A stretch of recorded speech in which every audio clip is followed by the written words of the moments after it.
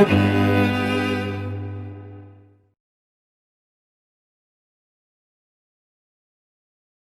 get your baby back and you're still fixing that moment.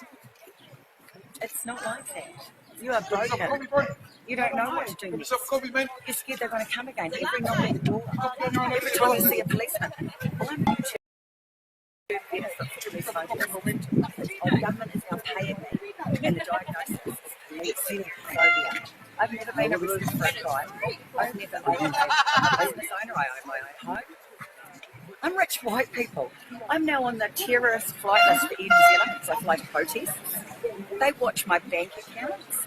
I've now been in criminal law for the first time in my life because I text my children that I love them. I suspect them. The police came to my house and broke my collarbone for breaching a restraining order 33 times, and I had it. It was false as well. They can't fix my collarbone. Put a bit lucky from Patia police, and I ended up in court the very next day, criminal court. I couldn't get near a family court for my kids, but the very next day after police came and broke my bones, I was in criminal court.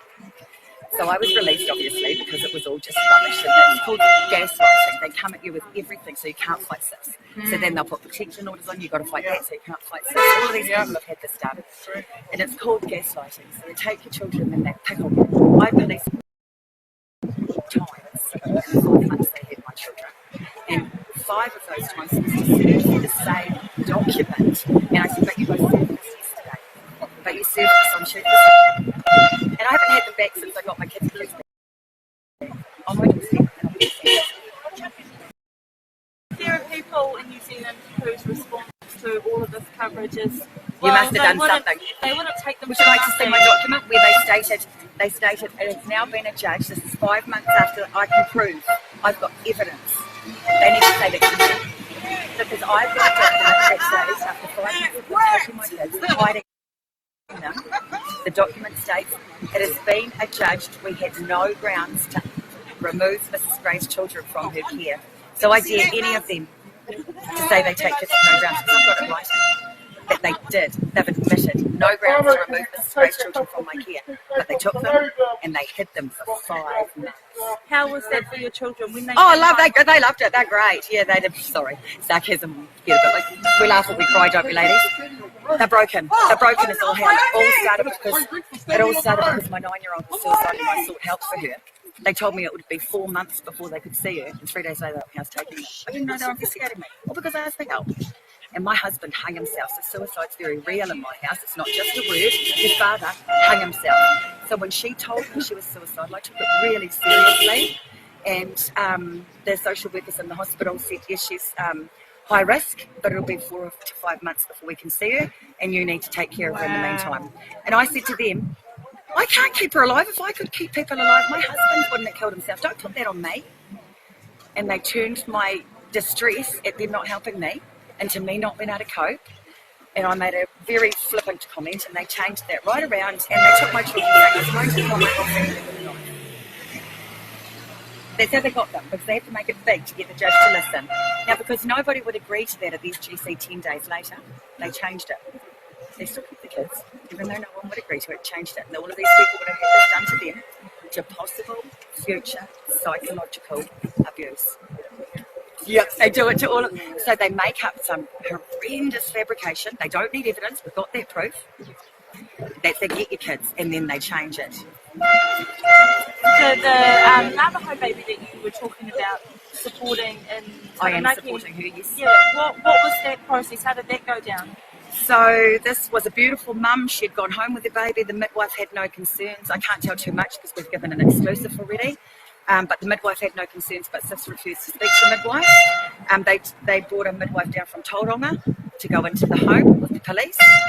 There's been no investigation done. It was apparently the baby needed weighing. So the mum let them weigh the baby, and she hadn't lost any weight, so she thought they'd leave. They didn't leave. They forced her into an ambulance up to the hospital. Still baby passed all the checks. Still didn't know why they were there. And social workers led by Jezere and the New Plymouth officer, and one large Caucasian officer came and manhandled Māori native Navajo mother. Large Caucasian officer manhandled her while these 5 social workers walked out with her 12-day-old baby, and she's never seen it again. and that was on a 78. We don't know why. It started that the baby needed weighing, apparently, and then it changed to baby might have been purple, but that didn't get added till day 5. And they've been very clever. What they've done is they've taken baby on a safety warrant because she was 11 days old, and then they haven't given the parents the uplift until the baby was 15 days old, because a newborn becomes an infant at 14 days. So they've taken her on a safety warrant at day 11, not to break the law. They've held her hidden for 5 days, and then they've given the family the uplift on when the baby was 15 days old. So she's now an infant and not a newborn. And that's what they do. They are nasty and dirty. And they don't want me by her because I know. How does it feel actually being walking alongside this mother? Well, I've been her, haven't I? And I've been her mother because my granddaughter got taken first. My Māori grandbaby got taken out of a cot in my home, and my son hasn't seen her since. That's what made my daughter suicidal, because her niece got taken in the night and she thought they were going to come back for her. That's what started the whole thing for my little girl Hunter Lily. She was so... Cleo got taken, and we were all so scared that my kids were going to be next, so I went for help. And she said to those social workers at Taranaki Base Hospital, "I'm so scared the police are going to take me." And 3 days later, they did it to her. And they told her I was sick. So she was so worried about me. She was placed with strangers, and then on her 10th birthday, 3 weeks after they took her, they took me to court and made her a ward of the state on her 10th birthday.